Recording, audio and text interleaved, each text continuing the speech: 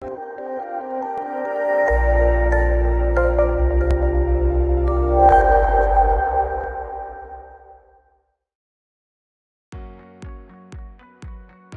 pagi, salam sejahtera bagi kita semua.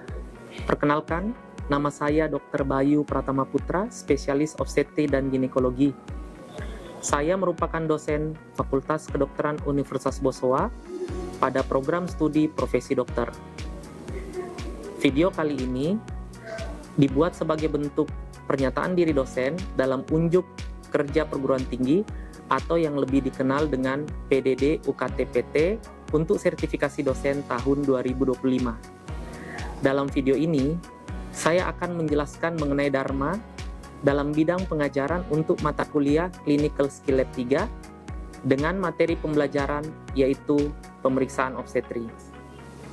Adapun bentuk metode dalam pengajaran ini yaitu DEI atau Delivery Interaction Assessment yang sesuai dengan indikator dalam sertifikasi dosen tahun 2025. Dalam kesempatan kali ini juga, saya akan menyampaikan outline berupa deskripsi mata kuliah, sistem, metode, dan materi pembelajaran, serta sistem penilaiannya.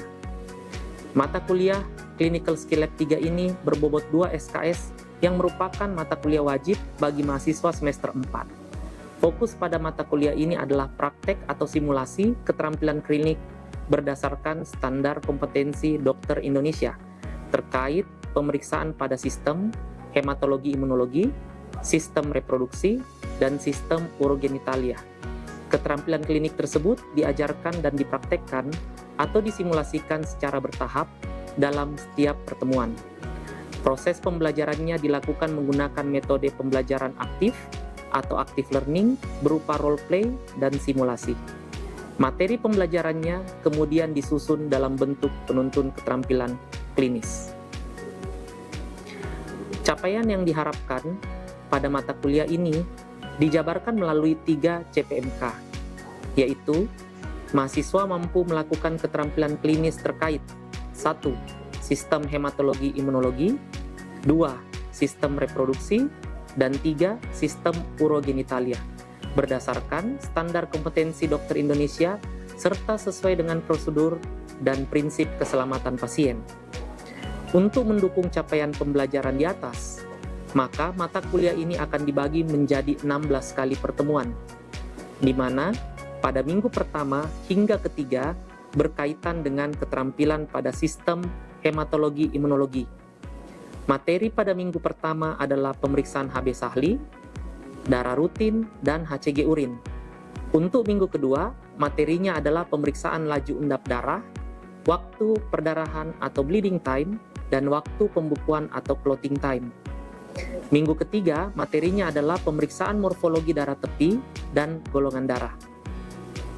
Pada minggu keempat hingga kesembilan, keterampilan pemeriksaan yang akan dipelajari berkaitan dengan sistem reproduksi, di mana pada minggu keempat materinya adalah pemeriksaan payudara dan teknik menyusui. Minggu kelima, materinya adalah pemeriksaan obstetri. Minggu ke-6, materinya adalah pemeriksaan pap smear dan vaginal discharge. Sedangkan minggu ke-7, materinya adalah konseling keluarga berencana.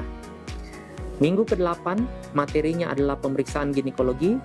Dan minggu ke-9, materinya adalah keterampilan resusitasi neonatus. Selanjutnya, minggu ke-10 hingga ke-15 terkait dengan keterampilan urogenitalia, di mana pada minggu ke-10 dan 11 materinya adalah anamnesis dan pemeriksaan fisis terkait gangguan sistem urogenital. Minggu ke-12 dan 13 materinya adalah pemeriksaan sedimentasi urin dan swab. Serta pada minggu ke-14 dan 15 materinya adalah keterampilan sirkumsisi dan interpretasi foto BNO IVP. Minggu terakhir, yaitu minggu ke-16, akan digunakan untuk ujian akhir semester. Sistem penilaian pada mata kuliah ini akan menggunakan Objective Structured Clinical Examination atau OSCE dan Written Reflection dengan course. Range nilai hurufnya akan mengikuti range nilai sismik yang disediakan pada Universitas Bosowa. Baiklah, berikutnya mari kita menyaksikan rekaman pembelajaran yang akan menampilkan pertemuan kelima dengan materi pembelajaran obstetrik. Baik, selamat pagi, salam sejahtera bagi kita semua. Selamat datang kembali pada mata kuliah Clinical Skill Lab 3 dengan saya Dr. Bayu yang akan menjadi tutor pada hari ini. Ada yang tahu materi yang akan kita pelajari hari ini? Ya. Pemeriksaan obstetrik. Baik. Jadi pemeriksaan obstetrik itu merupakan pemeriksaan yang kita lakukan pada ibu hamil yang bertujuan untuk 1.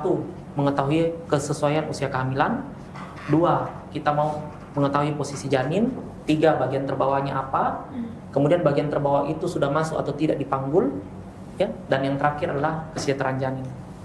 Nah, untuk melakukan pemeriksaan obstetrik ini kita memerlukan teknik khusus. Ada yang tahu nama tekniknya?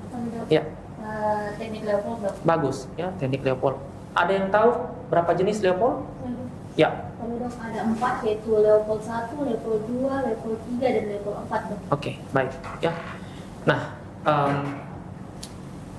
sekarang kita akan mulai melakukan simulasi. Jadi seperti halnya setiap kali kita akan bertemu dengan pasien, kita mulai dengan salam, sapa, senyum, ya. Kemudian kita harus menjelaskan apa yang akan kita lakukan, ya. Apa yang akan kita lakukan, bagaimana cara melakukannya, ya. Tujuannya, manfaatnya, efek sampingnya. Kemudian yakinkan pasien dengan tindakan yang kita lakukan, dan yang terakhir adalah kita minta persetujuannya. Oke. Nah, sebagai contoh ya, saya simulasikan. Selamat pagi, nama saya Dr. Bayu, saya dokter yang bertugas di poliklinik pada hari ini. Dengan ibu siapa? Anggaplah namanya Anita ya, Ibu Anita. Baik, Ibu Anita, sebentar ini kita mau melakukan pemeriksaan obstetrik, pemeriksaan kehamilan. Saya nanti akan minta ibu untuk berbaring terlentang di tempat tidur ya. Kemudian bajunya diangkat sampai dengan bawah tulang dada. Kemudian celananya diturunkan sampai di atas tulang kemaluan. Kemudian saya akan melakukan pemantauan, ya, saya akan tekan, saya akan raba untuk mengetahui nanti kondisi adik bayi di dalam kandungan ya. Kalau seandainya kita tahu kondisinya, ternyata kita tahu bahwa ada masalah, maka kita bisa merencanakan ke depan penanganannya. Apakah mungkin pemantauan yang lebih ketat atau mungkin harus membutuhkan rujukan. Oke. Nah, selama melakukan tindakan ini, Bu, mungkin akan muncul rasa tidak nyaman. Geli kah, sakit kah, atau apapun itu. Tolong sampaikan kepada saya supaya saya bisa melakukannya dengan lebih lembut lagi. Nah, ibu tidak perlu khawatir bahwa pemeriksaan ini sudah sering saya lakukan dan syukurnya sudah membawa banyak manfaat bagi pasien. Baik, Bu. Apakah ada yang ibu ingin tanyakan? Nah, kalau tidak ada misalnya, kemudian kita tanyakan, apakah ibu bersedia? Bersedia. Ya, itulah tahap-tahapannya tadi. Oke. Nah, selanjutnya kalau dia sudah mengatakan bersedia, kita masuk ke tahap berikutnya. Tahap berikutnya itu kita memerlukan persiapan. Ada persiapan diri, ya. Persiapan diri itu menggunakan handscoon, menggunakan masker, ya. Kemudian mempersiapkan pasien. Kita minta pasien untuk kencing dulu supaya kalau dilakukan pemeriksaan dia merasa nyaman. Ya. Yang ketiga, kita mempersiapkan alat. Untuk pemeriksaan obstetrik, alatnya sederhana saja, ya. Ada alat untuk mendengar denyut jantung, ya. Ini, ya. Kemudian untuk mengukur nanti tinggi fundus. Oke? Nah, setelah itu semua kita minta pasiennya berbaring ya. Kemudian kita minta dia buka seperti ini. Kita berdiri di sebelah kanan pasien ya. Kita berdiri di sebelah kanan pasien. Kemudian kita mulai melakukan pemeriksaan Leopold 1. Di Leopold 1 ada 2 hal yang kita ingin ketahui. Pertama, tinggi fundus, yang kedua bagian teratas dari janin. Caranya kita menggunakan telapak tangan kita ya, bagian sisi dalamnya untuk kemudian ditekan pada puncak perutnya ibu ya.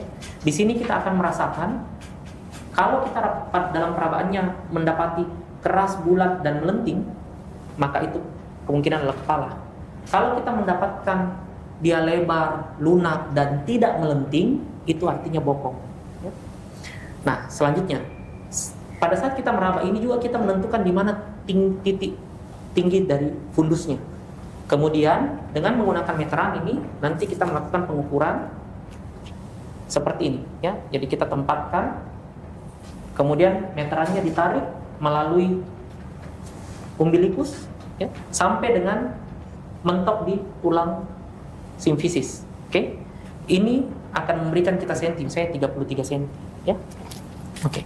Tujuannya adalah supaya kita bisa membandingkan usia kehamilannya nanti antara ukuran tinggi fundus dengan hitungan haid pertama hari terakhir, oke?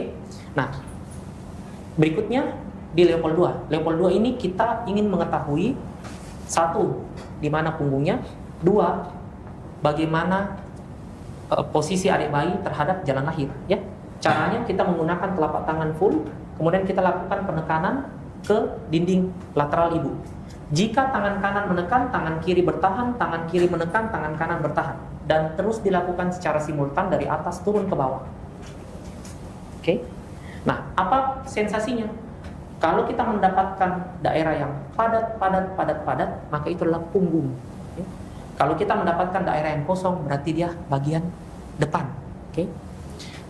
Berikutnya, kalau kita mendapatkan dia sejajar, bayinya sejajar dengan jalan lahir, ya, seperti ini, maka ini kita mengatakan situsnya memanjang. Kalau seandainya dia tegak lurus dengan sumbu jalan lahir, maka ini namanya melintang. Kalau dia miring sedikit atau serong, namanya oblik, ya. Nah, berikutnya adalah Leopold 3. Leopold 3 ini kita ingin mengetahui bagian terbawah dari janin. Maka setelah Leopold 2 tadi, tangan kita turun ke arah bawah. Tangan kita turun ke arah bawah sama yang digunakan. Oke? Kalau kita mendapatkan keras, bulat, melenting, kepala. Kalau kita mendapatkan lebar, tidak melenting dan padat, bokong. Dengan simultan dari 3 Leopold ini, nanti kita sudah bisa memiliki gambaran di mana daerah kepalanya, posisinya, dan lain sebagainya. Oke? Nah, untuk Leopold keempat, maka satu-satunya Leopold yang kita membelakangi kepala ibu, kita turun ke arah kakinya, ya. Nah, di Leopold 4 ini kita mau mengetahui apakah bagian terbawah dari janin sudah masuk pintu panggul atau tidak. Nah, untuk itu saya butuh satu orang, ya, temani saya. Sini. Izin ya, tangannya saya begini. Tangan kasih begini. Ya, ini yang begini, ini yang begini. Oke. Anggaplah ini kepala bayi. Anggaplah ini jalan lahir, ya. Maka ketika kalau kepalanya ini belum masuk di jalan lahir, tangan saya dekatkan di depan kepala, maka tangan saya masih bisa bertemu, ya. Kalau dia sudah masuk, tangan saya tidak bisa masuk juga ke panggul, maka tangannya akan begini posisinya, terbuka. Oke? Oke, silakan dulu. Itulah yang dalam penuntun kita dikatakan konvergen dan divergen. Jadi kalau konvergen sudah masuk, divergen belum masuk. Oke ya? Nah, sekarang salah satu tujuan dari pemeriksaan obstetri ini adalah untuk mengetahui kesejahteraan janin. Tadi sudah disebutkan. Nah, untuk mengetahui kesejahteraan janin itu kita menggunakan dua hal simpel. Satu, bertanya ke ibunya, bagaimana gerakannya? Ada enggak? Lancar tidak? Aktif tidak? Ya, minimal 1 kali 1 jam. Maka kita tahu bahwa dia sehat. Ya. Yang kedua, kita mencari tahu informasinya melalui denyut jantung janin. Oke? Nah, denyut jantung janin itu kita akan dengarkan menggunakan alat. Pertanyaannya adalah, di mana posisinya kita mendengarkan, dok? Perut ini luas. Maka kita bagi perut ini menjadi 4 kuadran. Ya, kuadran hayal. Nah, kalau posisi kepalanya di bawah, maka carilah di kuadran bawah. Kalau posisi kepalanya di atas, cari di kuadran atas. Ya, ingat, itu kuncinya. Kunci pertama. Kunci kedua, punggungnya. Kalau punggungnya ada di kanan, maka cari di kuadran kanan. Punggungnya di kiri, cari di kuadran kiri. Oke? Nah, sehingga kalau pada simulasi boneka ini, ya, kepalanya di bawah, punggungnya di sebelah kanan, maka kita cari bawah kanan, berarti di sini. Oke? Nah, setelah kita dapatkan begitu, kita ambil nih. Kalau menggunakan lenek, itu kita tempel seperti ini. Tangan harus dilepas, kemudian kita dengan jam kita menghitung 1 menit full. Ya, normalnya 120 sampai 160, ya. Kalau kita menggunakan alat yang lebih canggih, maka ini sisa dinyalakan, kemudian ditempelkan di daerah yang tadi kita sudah perkirakan ada di jantungnya, dan kita dengarkan, ya. Nanti ini bunyinya, nanti dia seperti ini kira-kira.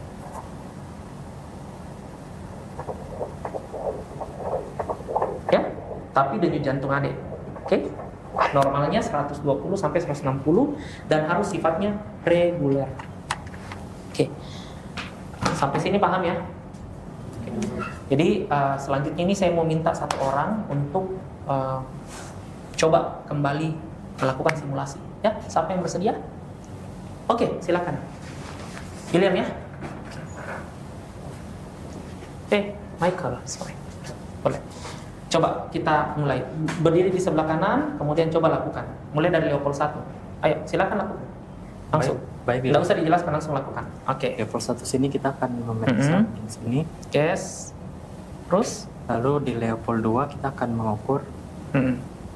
Leopold 2-nya kita turun begini, ya. Nih. Oke. Ini kalau diraba, ini kan padat. Hah? Ini tidak padat ya. Kemudian Leopold 3-nya? Lalu di Leopold Oke. 3 kita akan bagian sini. Ya, jadi Leopold 3 itu kita turunnya begini. Ya. Oke, kita raba. Oke. Leopold 4? Leopold kita akan memeriksa di bagian sini. Leopold 4 kita harus putar. Ya. Oke, Leopold gitu ya. kita akan periksa di bagian area bawahnya. Iya, oke. Kalau dia bertemu, Kalau ketemu berarti sudah? Sudah atau belum? belum. Belum maksudnya. Oke. Jika sudah terbuka. Oke, sip. Oke, terima kasih. Silakan dulu. Nah, kira-kira dari yang dilakukan Michael, ada yang mau memberikan feedback? Ya, bagaimana? Mungkin pada saat pemeriksaan kita bisa berinteraksi juga dengan pasien. Oke. Ada lagi? Tadi dok, mungkin belum dilakukan pemeriksaan dengar denyut jantung. Oke, baik ya. Jadi itu dua. Oke, tidak apa-apa ya. Jadi namanya juga baru melakukan, tidak mungkin langsung sempurna. Oleh sebab itu di teman-teman sekalian sudah kami berikan penuntun. Di penuntun itu ada tahap-tahapan yang silahkan dibaca dan dipraktekkan nantinya. Semakin sering kita baca dan kita praktekkan akan semakin ahli dan semakin lancar kita. Interaksi itu penting ya, kita harus menyampaikan ke pasien tentang apa yang kita dapatkan. Selain itu jangan lupa di akhir cerita setiap pemeriksaan itu kita selalu harus mencatat di rekam medis ya, supaya menjadikan informasi bagi kita nanti ke depannya atau bagi orang lain yang memeriksa ibu ini tentang kondisi pemeriksaan kita saat ini. Oke ya. Baik. Jadi ada yang mau ditanyakan? Tidak? Oke. Baik. Mungkin itu adalah perkuliahan kita pada hari ini ya. Saya ingatkan kembali kita akan bertemu di minggu depan dengan materi mengenai swab vagina dan pap smear ya, akan diajarkan minggu depan. Kemudian saya juga kembali mengingatkan bahwa penilaian dari sistem kita, perkuliahan kita CSL 3 ini adalah OSCE sebesar 85% ya porsinya, dan written reflection, di mana nanti kamu diberikan kertas, diberikan pertanyaan tentang pemeriksaan, silakan kamu buat apa yang kamu tahu tentang pemeriksaan itu di kertas tersebut dengan nilai 15%. Oke. Ya mungkin sekian pemeriksaan materi pada hari ini. Mudah-mudahan apa yang kita lakukan ini bisa memberikan manfaat bagi kita semua, dan terima kasih. Terima kasih. Nah, itu tadi bentuk Dharma dalam bidang pengajaran yang saya lakukan di dalam kelas dengan materi pembelajaran yaitu pemeriksaan obstetri yang ada pada mata kuliah Clinical Skill Lab 3. Semoga apa yang saya tampilkan tadi dapat memberikan manfaat bagi kita semua, dan sampai jumpa di lain kesempatan.